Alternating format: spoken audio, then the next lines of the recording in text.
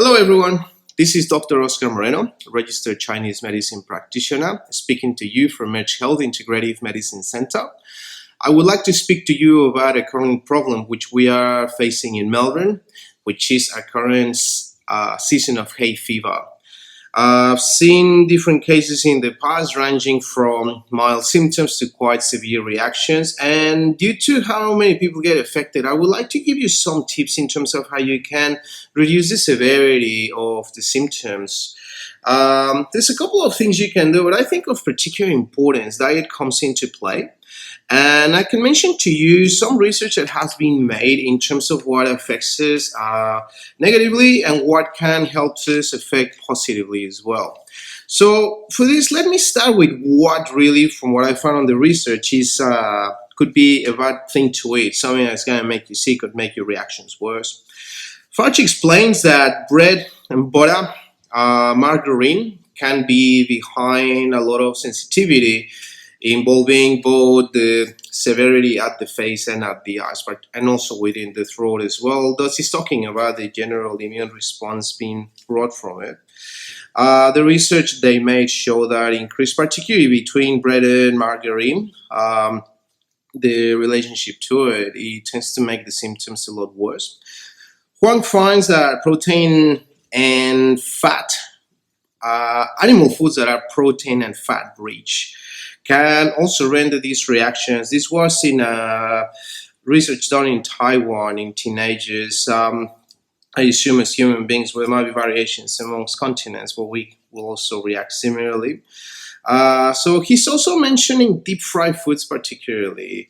I guess this is the part when they talk about like very rich fat meals and particularly saturated fats. So this is also something that they found that makes symptoms worse in teenagers.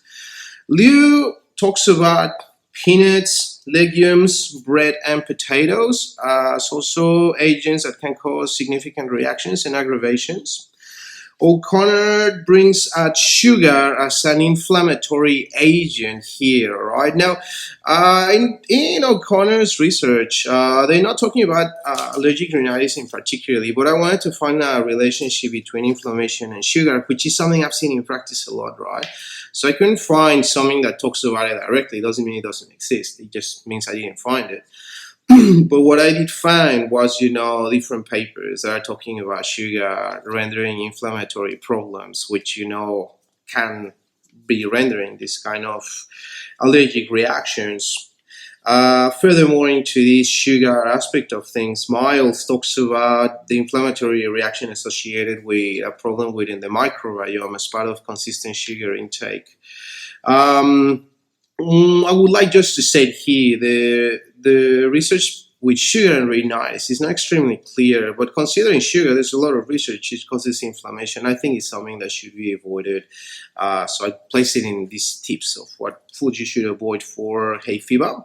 Finalizing the bad foods here, I would like to say when they talk about sugar, they particularly emphasize what they call free sugar. That is like sugar you will add to drinks, to your coffee, soft drinks, juices, and they also mention honey to be an agent that does the opposite effect, that helps with the symptoms. So I guess with honey I started the opening part of what foods could be good for you. This was just a comment. I'm mentioning a comment about the honey, so I cannot tell you there's a lot of strength behind this scenario. But it's something, if you really have a sugar problem, then just focus into honey. Try to keep it low. In terms of good foods, Fauci talks about antioxidant-rich foods, particularly fresh vegetables and fruits. They emphasize particularly tomatoes, actually, and citrus fruits for this matter. I assume also vitamin C is a big key player here in terms of the citrus, and they mention vitamin C quite a number of times in the paper.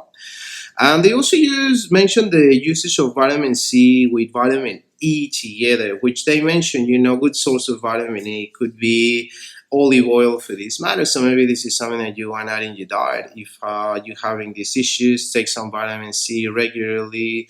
And they talk about beneficial fatty acids, particularly fish oil for this matter, which we also know has an anti-inflammatory effect.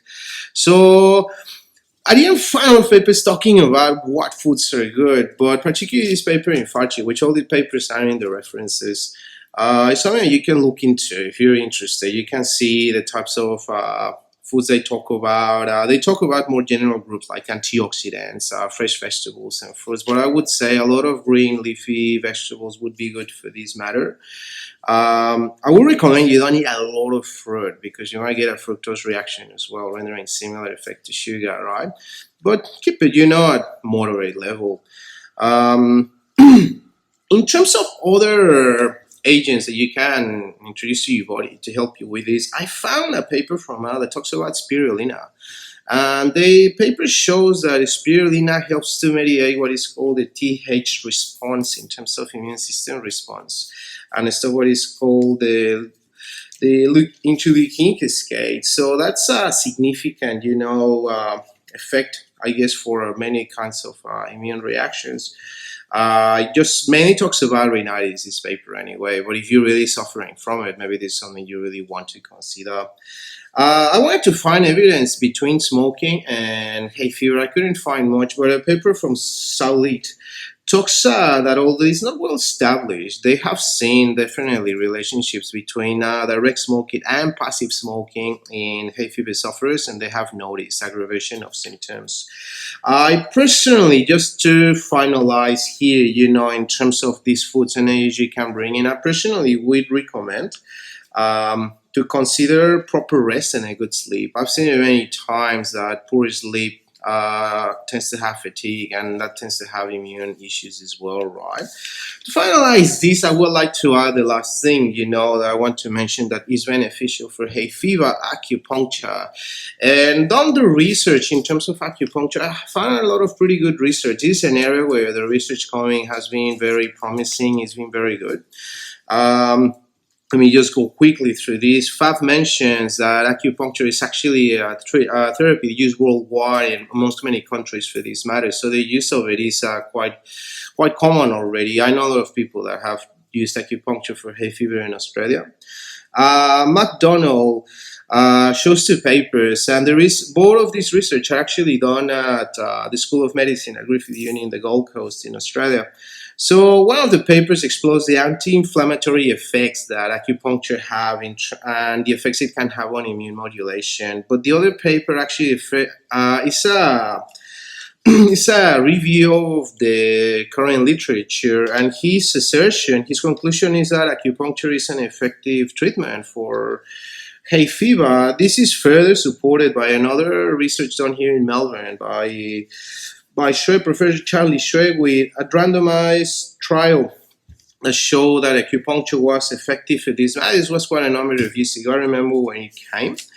And finally, Eng shows an actual double-blind randomized trial that shows that acupuncture, proper acupuncture, is better than sham acupuncture, which is something type of acupuncture they use for research to tell differences. And that it no longer is better for it, that it has longer effects and it is a safe therapy. So they also confirming not only is effective here according to these papers, but it's also a safe therapy for this matter. So this at the moment concludes, my friends, the current research and ideas that I found in terms of what can benefit for hay fever. I've seen it before, I've suffered it before. It's not a nice thing to have. It's quite annoying. It's just consistent. And hay fever season can go for a couple of months at least. So if you're having any issues, try these tips, try the food changes. If you would like to try acupuncture at Merch Health Integrative Medicine Center, we offer traditional Chinese medicine and acupuncture. I have dealt with hay fever extensively in the past. So if you're interested, feel free to send us an email or contact us or contact me directly, or just call the clinic directly. They'll be able to give you more info. Anyway, guys, thank you so much for your time. I appreciate you guys taking the time to watch this. And once again, you have any inquiries, please contact the clinic or go through the clinic website. And as for me, I'll catch you guys next time. I hope everyone is well. Cheers. Bye-bye.